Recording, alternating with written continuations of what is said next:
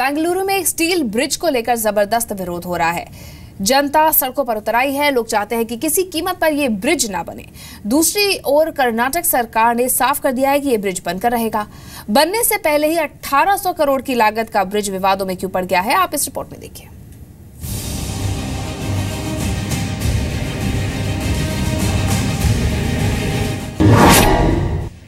एक मिनट बचाने के लिए 180 करोड़ की फिजूल खर्ची।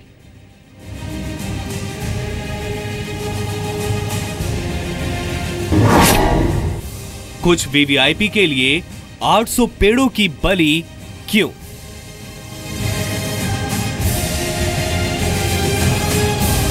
ऐसे ही शानदार जानदार स्टील फ्लाईओवर पर सरपट दौड़ेंगी गाड़ियां। चंद मिनटों में आप जाम से बचते हुए बेंगलुरु इंटरनेशनल एयरपोर्ट पहुंच जाएंगे। सुनने और देखने में यह प्रोजेक्ट काफी अच्छा लगता है। आपको लगेगा कि जाम की समस्या से जूझ रहे बेंगलुरु के लिए यह योजना किसी दिवाली गिफ्ट से कम नहीं। लेकिन बनने से पहले यह योजना विवादों में घिर गई है। बेंगलुरु में इस प्रस्तावित स्टील ब्रिज के विरोध में लोग सड़कों पर उतर आए हैं। जगह जगह से नो टू स्टील फ्लाईओवर जैसी ये तख्तियां आपको दिख जाएंगी। वो बता सकते हैं कि ये स्टील फ्लाईओवर के कारण हीट सिंक, हीट आइलैंड जो डेवलप होंगे, ये जो 800 ट्रीज को आप एक्स करने की कोशिश कर रहे हैं, उनका क्या होगा एनवायरनमेंट पे इम्पैक्ट? कोई इंडिपेंडेंट एनवायरनमेंट इम्पैक्ट असेसमेंट के बिना ऐसे एक प्रोजेक्ट करना, इसी को तो अपोज कर रहे हैं सिटीजन लोग, और मैं भी अपोज कर रहा हूँ। सोचने वाली बात है कि आखिर आम आदमी शहर में विकास के काम का विरोध क्यों करेगा, लेकिन बेंगलुरु में ये हो रहा है। सरकार की नीयत पर लोगों को शक है और वो इस फ्लाईओवर का पुरजोर विरोध कर रहे हैं। करीब 7 किलोमीटर लंबा ये फ्लाईओवर बसवेश्वर सर्कल से हेबाल के बीच बनना है। इस स्टील ब्रिज को बनाने की लागत 1791 करोड़ होगी। बेंगलुरु में इस महंगे फ्लाईओवर का विरोध क्यों हो रहा है, अब देखिए। विरोध करने वालों की दलील है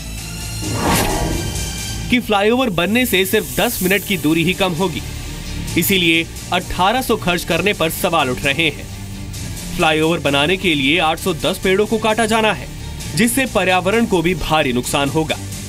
फ्लाईओवर का ठेका देने में धांधली हुई है, जिसकी जांच होनी चाहिए। फ्लाईओवर बनाने के प्रस्ताव को पास करने से पहले पर्यावरणविद, टाउन प्लानर और जनता से राय नहीं ली गई। राज्य सरकार की इस योजना में कई खामियां हैं, जिसे दूर करने की जरूरत है। स्टील का ब्रिज बनाने से नुकसान होगा। कर्नाटक में ज्यादा गर्मी को देखते हुए दिन में स्टील जल्दी गर्म हो जाएगा। रात में इसमें से निकलने वाली रेडिएशन से पर्यावरण को नुकसान पहुंचेगा। स्टील के इस्तेमाल से प्रोजेक्ट की लागत बढ़ जाएगी। इसके रखरखाव का खर्चा भी बढ़ेगा। एयरपोर्ट का इस्तेमाल शहर का उच्च वर्ग करता है, इसीलिए आम जनता को कोई फायदा नहीं होगा। It's extremely expensive. Now going to cost upwards of 2,200 crore rupees or even more. And then it has not undergone due process. No proper public consultation has been done.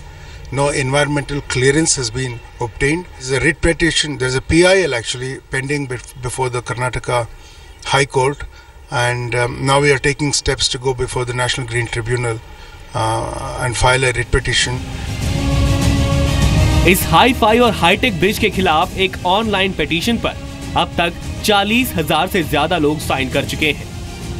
लेकिन राज्य सरकार इस विरोध को जनता की आवाज के बजाय बीजेपी की साजिश बता रही है। विरोध के बावजूद कर्नाटक की सिद्धिरमैया सरकार इस प्रोजेक्ट से कदम पीछे खींचने को तैयार नहीं है। ब्रिज के समर्थन में कर्नाटक सरकार के क्या तर्क हैं, अब वो देखिए। सभी पक्षों से राय के बाद ही इस योजना को आगे बढ़ाया गया है। बेंगलुरु में जाम की समस्या को कम करने के लिए ये ब्रिज जरूरी है। फ्लाईओवर बनाने के लिए 800 पेड़ों को काटा जाना है। जो 800 पेड़ काटे जाएंगे, उसके बदले 20,000 पेड़ लगाए जाएंगे। स्टील का ब्रिज जल्दी बनेगा, ये ज्यादा आकर्षक लगेगा। कर्नाटक की स्टील इंडस्ट्री को भी इससे फायदा होगा। सरकार का दावा है कि बीजेपी समर्थित कुछ ही लोग इस योजना के खिलाफ हैं। मंगलवार को इस मुद्दे पर सिद्धिरमैया सरकार ने ऑल पार्टी मीटिंग भी बुलाई थी, जो बेनतीजा निकली। you got any doubt, what any kickbacks what you are alleging, you come with a proof. There's a proper forum is there. BJP is doing politics. They are against the development. They don't want to decongest Bangalore city. They are taking this stand. Let the public and media will decide. 6 लेन के steel bridge को 2 साल के अंदर बनाने का प्रस्ताव है। दावा किया जा रहा है कि फ्लाईओवर के बनने से रोजाना करीब 2.5 लाख लोग इसका इस्तेमाल कर सकेंगे।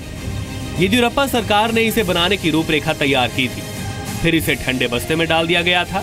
विवादों के फ्लाईओवर का ये मामला हाई कोर्ट भी जा पहुंचा है।